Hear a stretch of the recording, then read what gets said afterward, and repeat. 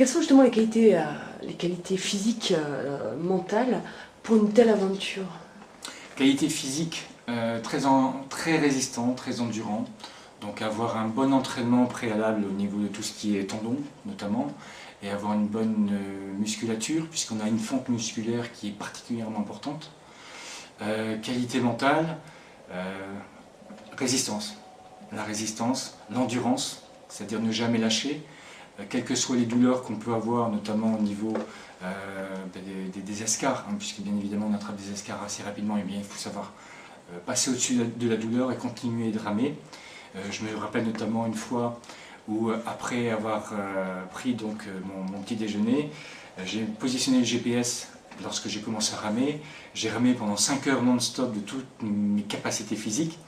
Et au terme de mes 5 heures, j'ai repositionné mon GPS pour voir où je me trouvais et je n'avais pas bougé d'un mètre. C'est-à-dire qu'on avait un vent très puissant, force 6, force 7, qui venait du nord et qui nous emmenait au sud.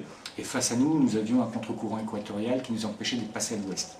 Donc c'était vraiment très très ardu et il ne fallait pas lâcher. Il faut ramer, ramer, ramer. On ne s'occupe pas de savoir si on est malade ou pas.